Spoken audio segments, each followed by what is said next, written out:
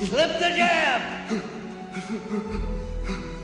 That's right, that's it. Hey, I didn't hear no bell. Okay. Everyone loves a good underdog story. There's something so moving, so inspirational about seeing someone rise above their struggles and become someone great. When it comes to boxing, there's no underdog story quite like Rocky Balboa. This is a man that has been knocked down constantly, not just in the ring, but in his own life too, and he stood back up every single time. Where does unbeatable attitude come from, and just how far has it been pushed? Well, to answer that, we have to take a look at where it began.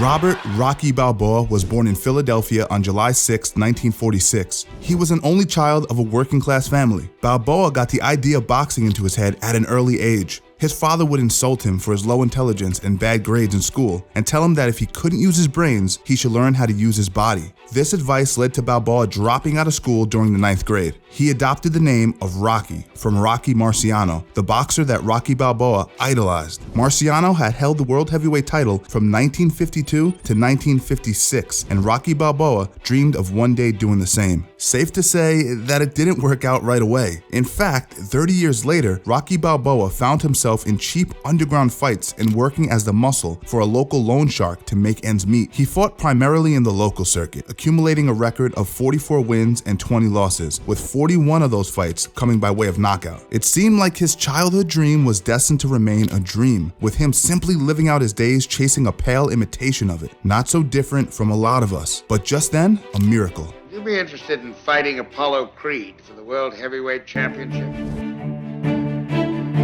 Undisputed world heavyweight champion Apollo Creed was set to square off against Mac Lee Green. The fight was supposed to take place on the 1st of January in 1976, the beginning of the United States bicentennial. However, by some chance, Mac Lee Green ended up injuring his hand just 2 weeks away from the fight. Imagine being the guy set to fight the world champion and getting hurt 2 weeks before an immovable date. Hey, performance issues, it affects nearly 50% of men. That was a penis joke. Now, like I said, the date of the fight couldn't be moved. It was set for New Year's Day in 1976, the bicentennial. So now, Apollo Creed was left with no opponent for what was supposed to be an iconic match. And I guess he decided that shadowboxing probably wouldn't sell that many tickets. So Creed decides to give a chance to a local fighter in Philadelphia out of the goodness of his heart. Also, it probably helped that a bunch of his other top contender opponents were preoccupied or seemed scared to face him. After looking through a bunch of names and nicknames for local fighters, one stands out: the Italian Stallion, aka Rocky Balboa.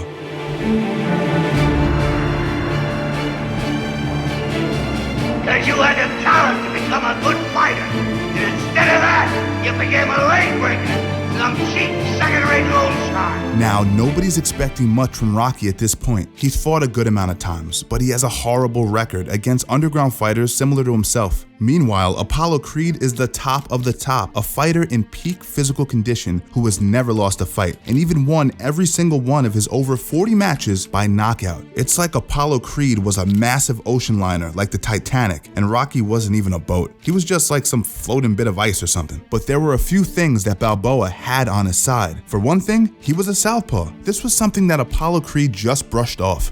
After all, he outclassed him in pretty much every other metric, but Rocky trained his ass off. He had a real tangible drive and determination.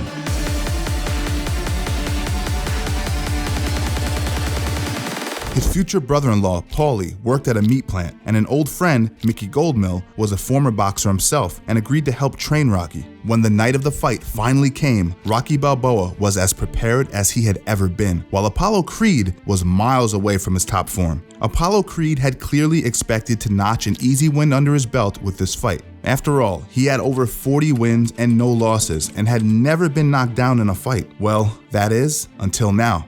In the first round, Rocky did the unthinkable. He knocked Creed down for the first time ever in Creed's career. I don't believe it! The champ is down! The man that had been seen as a joke, a charity case, someone that just got lucky, had stunned the world by knocking down Apollo Creed. The round ended with both fighters still standing, and the crowd suddenly found itself rooting for Rocky Balboa by round 2. Round 2 ended the same way, and so did round 3 and 4 and 5. All the way up to the final round, round 15. Both boxers were bruised and battered. They were almost too exhausted to even stand. Apollo Creed fixed that last problem for Rocky by knocking him down.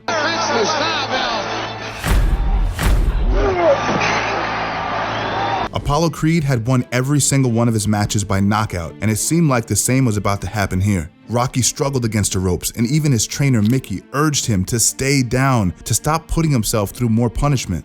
Down, stay down. By some miracle, Rocky crawled his way back to his feet and stayed that way until the end of the fight, becoming the first ever fighter to go the distance against Apollo Creed. In the end, he lost the fight by split decision. But in what might be one of the most iconic moments, the fact that he lost didn't even seem to faze Balboa. In the interviews after the fight, Rocky seemed to not even care about the result, instead just yelling out, "What do you think about when the 15th round you're coming out?" the name of his girlfriend. She rushed to the ring and they hugged and declared their love for one another.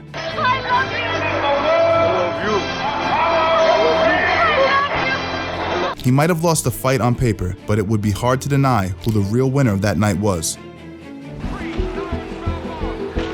Initially, both fighters insisted that there would be no rematch. In fact, Rocky retired from boxing altogether after the first fight. Now, that almost sounds crazy enough to be fake, given how much the public would obviously eat up a rematch, but it was a mutual agreement between the two. But he dropped out of school during the 9th grade and hadn't given much thought to anything but fighting for years before his fight with Creed. As a result, he didn't have much in the way of other options besides fighting. Meanwhile, Apollo Creed was having his legitimacy as a fighter questioned because of his near loss with a lesser-known fighter, and the questionable decision of him being declared the winner. Because there's still a lot of people out there that think he won. There's a lot of people out there accusing me of having the fight fixed, accusing me of being a fake, and insulting my kids in school. That's why. Now, at this point, his wife is pregnant and she doesn't want Rocky fighting anymore either. So when Creed comes knocking, asking for a rematch from Rocky, Rocky turns him down. Creed went on an all-out offensive from this, hurling insults at Rocky in newspapers, on national TV, and hounding and smearing his name to try to get him to take the fight. But now I'm ready to have a rematch to prove that this Lucky Club fighter, and that's what he was, Lucky, does not have the skill to last 5 minutes in the ring with a superior athlete like me. Rocky's wife and his trainer were hesitant, but eventually offered their support. Finally, because of Rocky's career troubles and the smear campaign and Creed's desire to prove his superiority, both men decided to get back in the ring. This time, Creed had trained for the proper fight, but Rocky had done the same. At first, it almost looked like a rehash of the first fight, round after round of both men beating down on one another.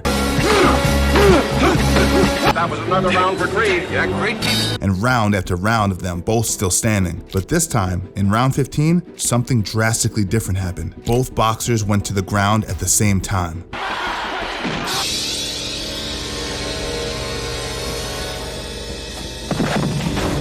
And both looked completely spent, like there was nothing left in either of them to keep going. But by sheer force of will, Rocky managed to crawl to his feet yet again. Instead of just winning in life this time though, he also won the match. Rocky Balboa has shocked the world! And he became the world heavyweight champion after having to work as a loan shark enforcer to make ends meet just a few years ago. Now, being a world champion is great, I've been told, but the higher you rise, the further away the ground gets, which means that if you fall, you're gonna get real hurt on the way down. All the way from 1979 to 1982, Rocky managed to defend his title in 10 matches. He had even begun to perform exhibition matches with wrestlers like Thunderlips. Thunderlips is here, in the flesh, baby. But just when he was once again ready to retire and hang up the gloves, a new challenger came calling. He was challenged by a brutal young fighter by the name of Clubber Lang. Lang had a rough childhood in Southside Chicago and was in and out of juvenile facilities and eventually prison. He took to boxing while serving a prison stint and built up a record of 27 wins and 0 losses. This was a kid from the streets just like Rocky, and he'd gotten a shot at the heavyweight world champion just like Balboa did against Creed. This time though, Rocky was the one that underestimated underestimated his opponent. Mirroring Apollo Creed's blowing off of training and practice, Rocky, by all accounts, failed to take the fight seriously during the training. Let's go back to the old gym, will you? Let's get some blood and sweat and tears around here. Can we do that?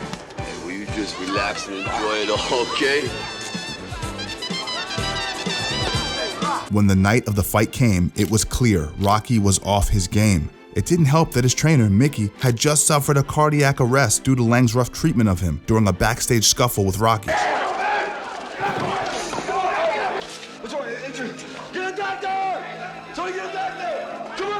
Though Rocky tried to go on the offensive early in the match, Lang was barely fazed by his shots. Just like the fights between Balboa and Creed, the match came down less to who could hit harder and more to who could keep standing. Lang struck back in the second round, knocking Rocky Balboa down and taking home the championship title. And as if that wasn't enough of a blow, his trainer and friend Mickey passed away just after the fight. Balboa was at his lowest low, unsure of what to do with himself, rock bottom, but he found help in the unlikeliest place. Apollo Creed came to Balboa and agreed to work as his trainer to get him back on top. We don't know exactly how this happened because the conversation that they had wasn't really made public. I would have loved to be a fly on the wall to see that agreement between Creed and Rocky Balboa. I mean, that's like Superman and Batman coming together, but for boxing. The only thing we know is that supposedly the condition for Creed agreeing to train Rocky is that the two would have a rubber match after the championship fight. First things first though, the Clubber-Lang rematch. When the fight was proposed, Lang claimed that Rocky wasn't even close to a challenge, but that he would be happy to beat up an old man some more. The night of the fight in 1982, Lang is booed by all but a small group of hardcore fans as he enters. Viewers and fans were put off by his unlikable, prickly demeanor, and they let him know it. However, Lang himself didn't seem to mind this too much. What I'm sure he did mind though is the fact that this time around, Rocky seemed more than formidable. This time, Rocky made up his mind that he wasn't going to lose. But in the second round, Lang managed to knock Balboa down. And when he got back up, Lang knocked him down again. But by round 3, the tables turned. Rocky was the one doing the damage, and Lang was the one struggling to stay on his feet. Go hard, champ. To the face, come on. Again, come on, champ. You're so bad. Before the end of round 3, Lang was knocked down and stayed down.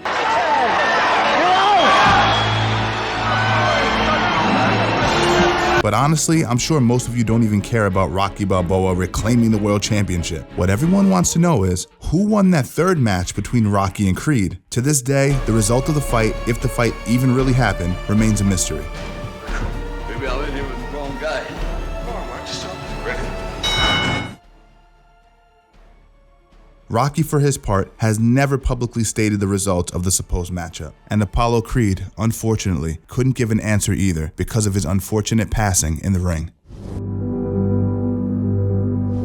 In 1985, a Soviet fighter by the name of Ivan Drago was looking to make his debut in the United States. Now, I don't know if you know much about the 80s, but let's just say that relations between the US and the Soviet Union were less than ideal. It was a turbulent time, and the introduction of Ivan Drago into the mix was seen by the US as a political statement by the Soviet government expressing their country's domination in athletics. Out of a desire to represent his own country and not make the Soviets appear superior, Apollo Creed agreed to take on Ivan Drago in an exhibition match. Now, don't get me wrong, Creed is one of the best to ever do it, but every fighter has a prime, and by this point, Creed was well past his. The match was a domination by Drago. Rocky Balboa was a close friend of Creed's by this point, and he was in his corner, wanting at every turn to throw in the towel. But Creed refused. By the end of the second round, not only did Creed fail in his mission of proving American superiority, he paid for his mistake with his life.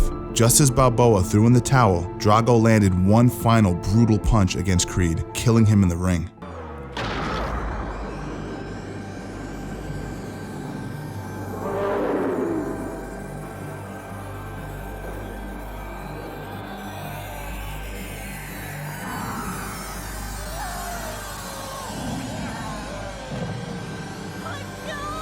Rocky Balboa felt directly responsible for Apollo's death, so he decided to take on the Soviet boxer himself. But the Boxing Council refused to sanction the match, meaning that Balboa had to give up his championship title in order to make the fight happen. For training this time around, Balboa went back to basics. The exact methods aren't entirely known, but what is known is that he was trained by Apollo Creed's trainer, Tony Evers, and that much of the training took place in a remote area of the Siberian mountains. He practically became a hermit to get ready for the fight.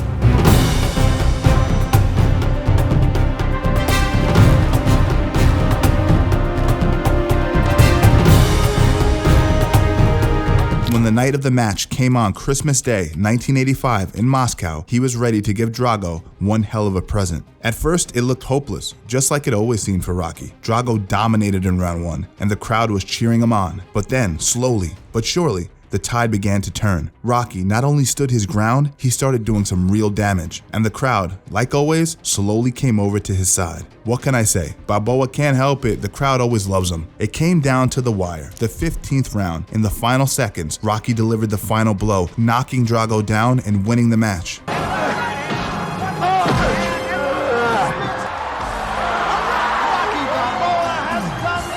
Rocky gave an impassioned, stirring speech about being able to change, about being able to improve and rise above adversity, and he got a standing ovation. Not just from the audience, but from an array of Soviet politicians who attended the event, including Gorbachev himself. And that's a big deal. I hear the Russians are a tough crowd. Now, I'm not here to claim that this event was what directly led to the fall of the Soviet Union. I can't make that kind of claim. I'm not a historian. But it probably contributed, even if it's just by a little bit. By the time the Berlin Wall fell in 1989, Rocky was retired from boxing and running Mickey's gym in the old neighborhood. He faced some money troubles after the Drago match, as the people handling his estate had gone behind his back and made some bad investments. Personal experience here, getting hit in the head is horrible, but when they hit you in the bank account, that's the worst. In 2002, his wife Adrienne sadly passed away from ovarian cancer, and a few years later, Rocky was running an Italian restaurant named after her. Now, I was in Philly for 2 days back in 2006, and I went to Adrienne's on both days. The food was great, but I was really just hoping to see Rocky around the place. Apparently, he actually is there himself most nights, but he wasn't there when I went.